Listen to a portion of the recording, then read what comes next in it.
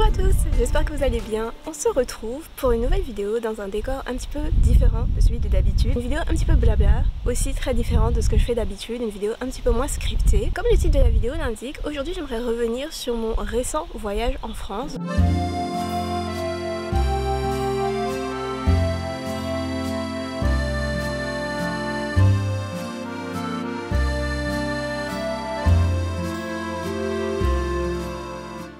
Ça m'est en fait un petit peu plus d'une semaine que je suis revenue. Je me suis remise de la fatigue accumulée pendant ce court séjour. Donc tout d'abord une petite mise en contexte.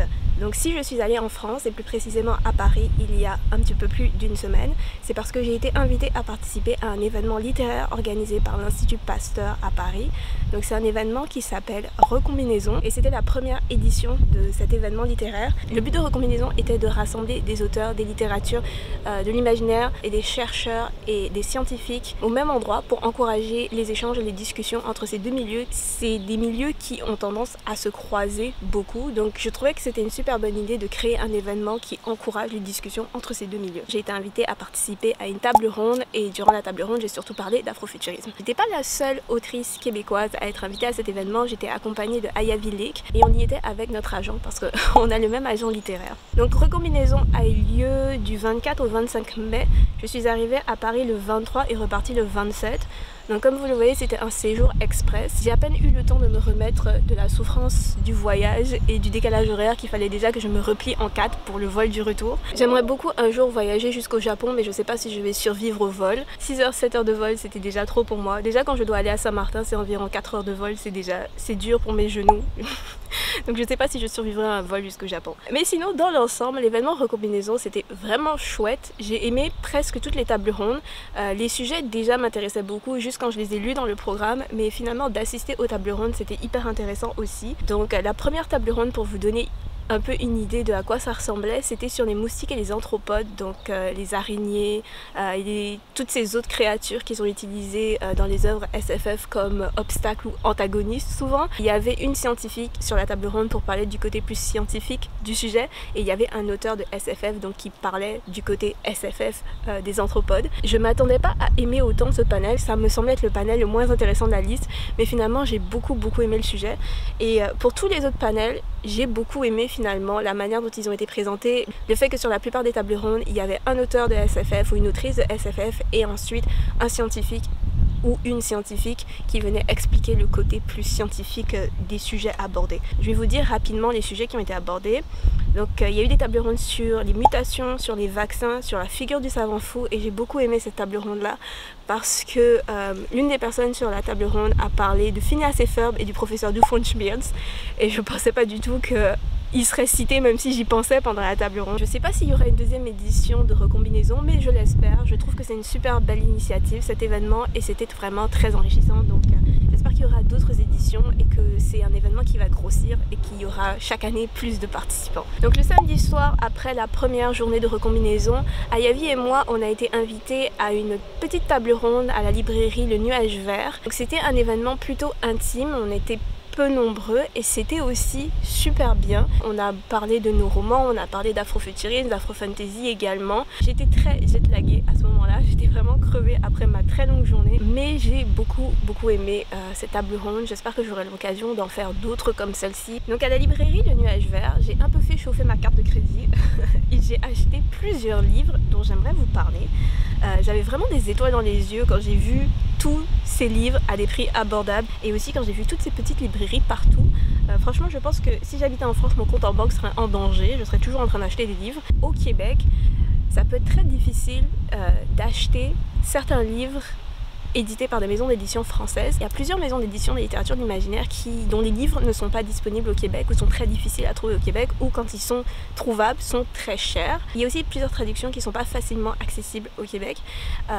Et parfois, quand elles le sont, elles le deviennent des mois après leur sortie originelle en France. C'est d'ailleurs l'une des raisons pour lesquelles sur cette chaîne YouTube, finalement, je fais surtout des chroniques sur des livres en anglais parce que les livres en anglais, surtout dans les littératures de l'imaginaire, sont juste beaucoup plus accessibles. Mais bon, je suppose que ça fonctionne aussi dans les deux sens. Je suppose que ça peut être difficile en France de trouver des livres édités par des maisons d'édition québécoises qui n'ont pas de distributeur français ou alors qui ne distribuent pas en France. Je pense que dans les deux sens, c'est un peu la même chose. Du coup, quand j'étais en France, j'ai fait chauffer ma carte de crédit, comme je l'ai dit, et j'ai acheté plein de livres qui sont soit très chers au Québec, soit qu'il faudrait commander, soit pas encore disponibles. Et j'aimerais vous présenter mes achats, même si je ne les ai pas encore lus.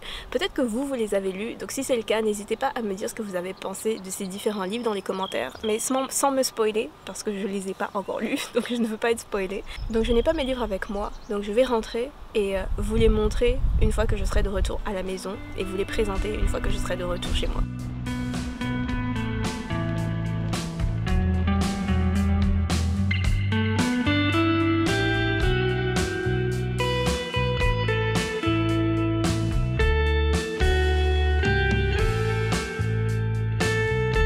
Waouh, je suis de retour à la maison, mais j'ai tellement transpiré que finalement je vais prendre une douche, me changer avant de faire la suite de la vidéo. Regardez mon t-shirt, on dirait qu'on m'a jeté de l'eau dessus, mais c'est juste de la sueur.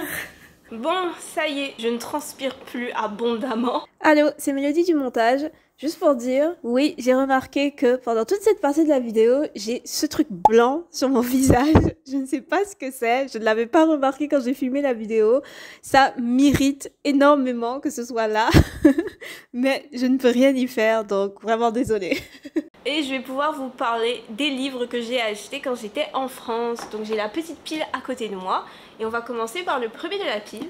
Donc le premier livre que j'ai acheté quand j'étais en France, c'est celui-ci, Les Seigneurs de Bohême d'Estelle Faye. Ça fait très longtemps que je voulais lire un autre livre d'Estelle Faye et j'hésitais beaucoup entre Un éclat de givre et Les Seigneurs de Bohême. Finalement ce sera Les Seigneurs de Bohême. Donc d'après ce que j'ai lu au sujet de ce roman, c'est un roman de fantasy qui se passe dans un univers fortement inspiré par la mythologie slave et qui met en scène une révolution au sein d'un empire. Dans ce roman, les personnages peuvent aussi utiliser de la poudre à canon et des pistolets, donc on a une technologie un petit peu plus avancée que celle qu'on a l'habitude de voir en fantasy.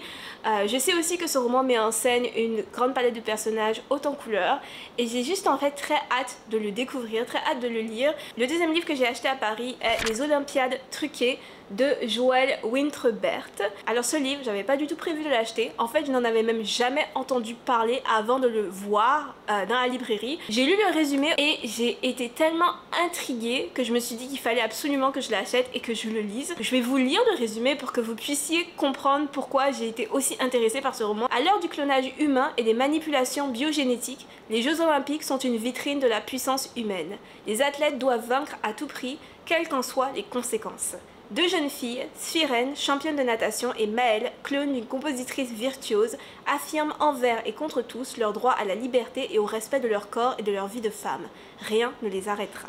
Alors comme je l'ai dit, je connaissais ni l'autrice ni le livre quand je l'ai trouvé dans la librairie, mais j'ai fait quelques recherches depuis pour cette vidéo. J'ai appris que cette édition est en fait une réédition de ce roman. Ce roman est sorti pour la première fois en 1980, si je me souviens bien, et il y a déjà eu une première réédition en 1987 aux éditions du Fleuve Noir. Aussi l'autrice Joël Winterbert, pendant longtemps elle a été l'une des seules autrices françaises à écrire de la science-fiction, pourtant je n'ai jamais encore entendu parler d'elle, donc je suis vraiment curieuse de découvrir son œuvre, à commencer par ce roman. Je sais pas si ce résumé a réussi à vous convaincre comme il a su me convaincre moi, mais perso j'adore le concept de sportif amélioré et j'aime aussi le fait qu'apparemment c'est un roman qui se concentre sur des personnages féminins, des sportives. C'est plein de choses qui m'intéressent, donc j'ai vraiment très hâte de le lire. Si vous l'avez lu, n'hésitez pas à me dire ce que vous en avez pensé dans les commentaires, mais sans rien spoiler bien sûr. Aussi, avant que j'oublie, ce livre n'est pas encore disponible au Québec, mais il va l'être normalement en juillet. Le troisième livre que j'ai acheté en France est celui-ci, Confession d'une séancière de Katie Stewart. Ce livre, ça fait très longtemps que je veux me le procurer. Je l'ai vu passé sur mes réseaux sociaux plusieurs fois il y a quelques mois, donc j'étais méga contente quand je suis tombée dessus à la librairie. Il restait juste un exemplaire et c'était l'exemplaire qui se trouvait dans la vitrine. Donc en fait ce qui s'est passé c'est que Ayavi et moi on a fait la table ronde, on a fait la petite séance de dédicace et après on a voulu prendre une photo devant la vitrine de la librairie, donc cette photo ici que j'ai postée sur mes réseaux sociaux ensuite, et là j'ai vu ce livre dans la vitrine de la librairie et donc mon cerveau a tout de suite fait oh mais Je veux ce livre et Ayavi aussi le voulait, mais il restait juste un exemplaire. Ayavi, si tu regardes cette vidéo, j'ai pas oublié que j'ai dit que j'allais te le prêter. Donc Confession d'une séancière est un recueil de nouvelles qui réunit plusieurs récits et poèmes inspirés des Antilles.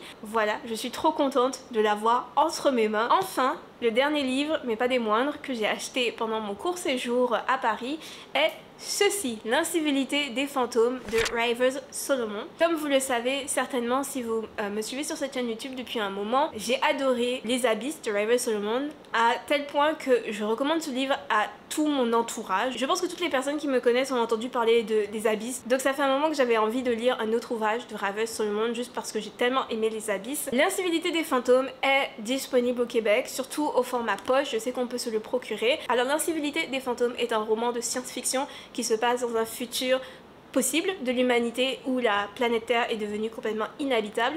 Toute l'histoire se déroule dans un vaisseau spatial, un énorme vaisseau spatial sur plusieurs étages. Le personnage principal de l'histoire, Esther, est reléguée aux caves de ce navire et on lui a assigné les tâches les plus ingrates aussi à bord du navire parce qu'elle est noire. Donc comme la plupart des autres noirs du bateau, ils ne vivent pas dans les meilleures conditions. L'hostilité et la violence des riches blancs lui pèsent chaque jour un peu plus. Lorsque l'un d'eux se met à la persécuter, elle sait que son destin est scellé car elle ne baissera plus jamais les yeux. Juste le résumé, je sais que ce livre va être super intéressant. Je suis vraiment excitée à l'idée de découvrir ce grand navire sur plusieurs étages en fait. J'ai hâte de le visiter avec les personnages de l'histoire. J'espère juste que l'histoire ne sera pas trop triste et violente. Et sinon, le résumé donne vraiment envie. Je sais pas encore dans lequel de ces 4 livres je vais me plonger en premier, mais c'est sûr que je vais vous reparler très bientôt de ces livres.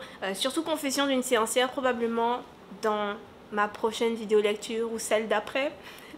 Donc voilà, j'ai fait le tour de mes achats. Je suis partie avec une toute petite valise et j'avais très peu de place dedans, donc je dirais que c'est l'une des raisons qui m'a poussée à ne pas acheter plus de livres. Parce que j'avais pas le budget, mais je pense que j'en aurais acheté d'autres quand même si j'avais assez de place dans ma valise. Donc je sais pas trop comment conclure cette vidéo, j'espère qu'elle vous aura plu. Mon voyage en France était vraiment top et il se pourrait que j'ai très prochainement l'opportunité de retourner en France pour un autre événement littéraire, mais rien n'est confirmé, rien n'est sûr, donc je ne dis rien de plus. Probablement que lors de mon prochain voyage, j'aurai un vrai budget achat livre et une plus grosse valise.